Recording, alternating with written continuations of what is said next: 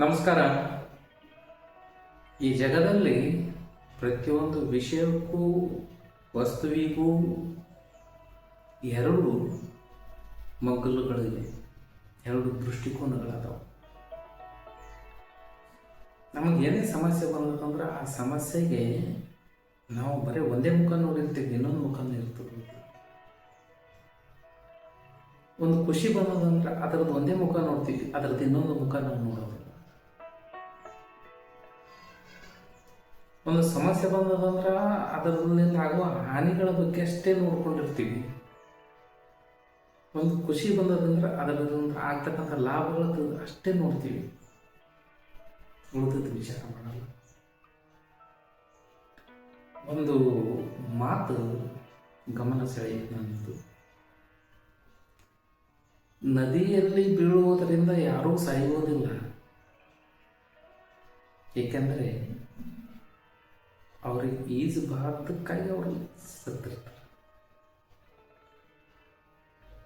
ಹಾಗೆ ಜೀವನದಲ್ಲಿ ಸಮಸ್ಯೆಗಳಿಂದ ಸಂಕಟಗಳು ಬರೋದಿಲ್ಲ, ಏಕೆಂದರೆ ಆ ಸಮಸ್ಯೆಗಳನ್ನು ನಿಭಾಯಿಸುವ ಸಾಮರ್ಥ್ಯ ನಮ್ಮಲ್ಲಿಲ್ಲ, ಅದಕ್ಕೆ ಬರ್ತಿರ್ತಾವೆ.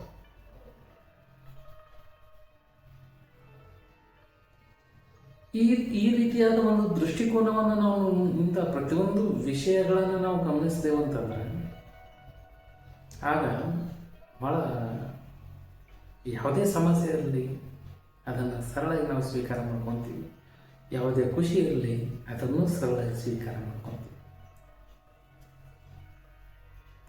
ನದಿಯಲ್ಲಿ ಬೀಳೋದು ಮುಖ್ಯ ಅಲ್ಲ, ನದಿಯಲ್ಲಿ ಬೀದ ನಂತರ ಸಾವಿಗೆ ಕಾರಣ ನಾವು ನದಿ ಅಂತ ಅಂದ್ಬಿಡ್ತೀವಿ, ತುಂಬಿದ ಹೊಳೆ ಅಂತೀವಿ.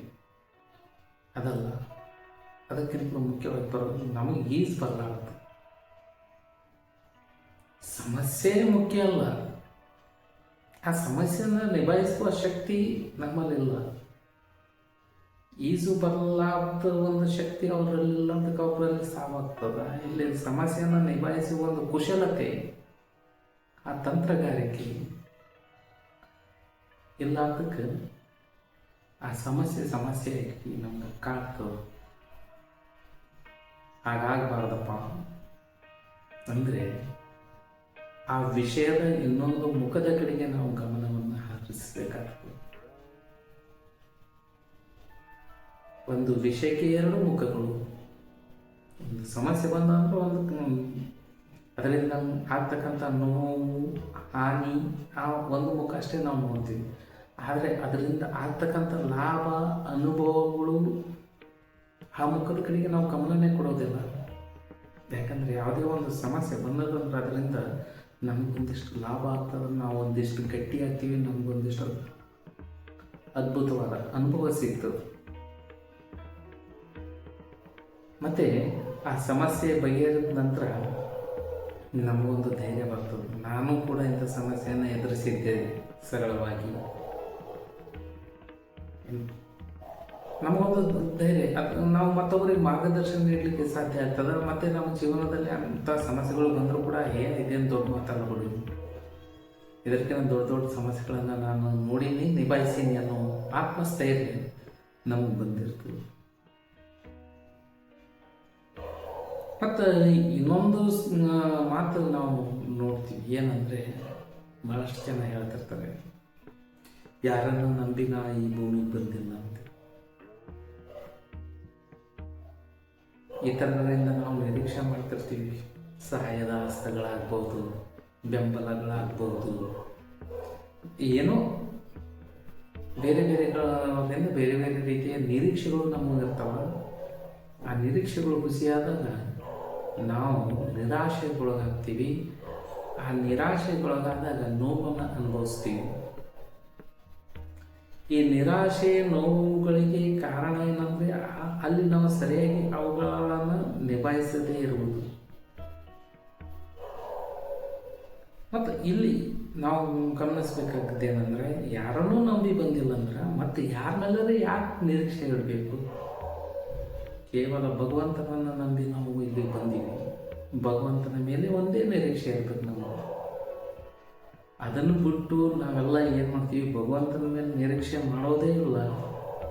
ಈ ಥರ ನಮ್ಮವರನ್ನು ತಿಳ್ಕೊಂಡು ನಾವು ನಿರೀಕ್ಷೆಗಳನ್ನು ಮಾಡ್ತಾ ಸಾಕ್ತೀವಿ. ಆವಾಗ ನಮಗೆ ಜೀವನದ ಅನುಭವ ಪಾಠಗಳು ಅವರಿಂದ ಸಿಗ್ತಿರ್ತವೆ. ಆ ಅನುಭವದ ಪಾಠಗಳಿಂದ ನಾವು ಅದೆಷ್ಟೋ ನೋವುಗಳನ್ನು ಅನುಭವಿಸಿರ್ತೀವಿ, ನಿರಾಶೆಗಳನ್ನು ಅನುಭವಿಸಿರ್ತೀವಿ, ಎಚ್ಚರಿಕೆಗಳನ್ನು ಕಲಿತೀವಿ. ಕಲ್ತನೂ ಕೂಡ ಮತ್ತ ಮರಿತೀವಿ, ಮತ್ತ ನಂಬ್ತೀವಿ, ಮತ್ತ ಸಾಕ್ತೀವಿ.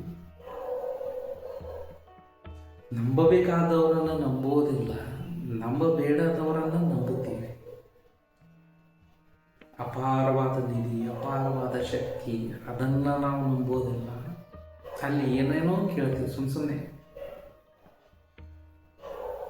ಎಷ್ಟು ವಿಶ್ವಾಸ ಅಲ್ಲಿ ಇಡಬೇಕು ಅಷ್ಟು ವಿಶ್ವಾಸ ಆ ಭಗವಂತನಲ್ಲಿ ನಾವು ಇಡೋದಿಲ್ಲ. ಬರೀ ಕೇಳೋದು ಅಷ್ಟೇ ಮಾಡ್ತೀವಿ. ಇಷ್ಟು ಕೊಡು, ಅದು ಕೊಡು, ಇದು ಮಾಡು, ಅದು ಮಾಡು. ಬರೀ ನಮ್ಮ ಡಿಮ್ಯಾಂಡ್ಸ್ಗಳನ್ನು ಅಲ್ಲಿಡ್ತಾ ಹೋಗ್ತೀವಿ ಹೊರತು ನಮ್ಮ ವಿಶ್ವಾಸದ ಅಲ್ಲಿಡೋದಿಲ್ಲ. ನಾವು ಭಗವಂತನ ಮೇಲೆ ಎಷ್ಟು ವಿಶ್ವಾಸ ಇರಬೇಕು ಅದನ್ನು ನಾವು ಇಡೋದಿಲ್ಲ. ಭಗವಂತನ ಮೇಲೆ ವಿಶ್ವಾಸ ಇಡೋದ್ರಿಂದ ಏನಾಗ್ತದೆ ಅಂದರೆ, ನಮಗೆ ಸಮಸ್ಯೆಗಳನ್ನು ನಿಭಾಯಿಸುವ ಶಕ್ತಿ ಬರ್ತದ. ಆ ಸಮಸ್ಯೆಗಳನ್ನು ಹೆಂಗೆ ನಿಭಾಯಿಸುವ ಒಂದು ಕೌಶಲ್ಯ ನಾವು ಕಲಿಯೋಕ್ಕೆ ಸಾಧ್ಯ. ಆ ಕೌಶಲ್ಯದಿಂದ ನಮ್ಮ ಜೀವನವನ್ನು ನಾವು ರೂಪಿಸ್ಕೊಳ್ಬೋದು. ಅದಿಲ್ಲ, ನಾವು ಅದನ್ನು ಬಿಡ್ತೀವಿ, ಬೇರೆದನ್ನು ವಿಚಾರ ಮಾಡ್ತೀವಿ, ಬೇರೆಯವ್ರ ಮೇಲೆ ನಂಬ್ತೀವಿ. ಅಲ್ಲಿ ನಮಗೆ ಅನೇಕ ಪಾಠಗಳು ಸಿಗ್ತವೆ. ಅವರಿಂದ ನಾವು ಮೋಸ ಹೋದೆವು, ಇವರಿಂದ ಮೋಸ ಹೋದೆವು. ತಪ್ಪು ಅವ್ರದ್ದು ಅಲ್ಲ, ನಮಗೂ ಇರ್ತದೆ. ಇಬ್ಬರದು ತಪ್ಪು. ಅಲ್ಲಿ ಸಂಪೂರ್ಣ ವಿಶ್ವಾಸ ಮಾಡಿದ್ದು ನಮ್ಮ ತಪ್ಪು,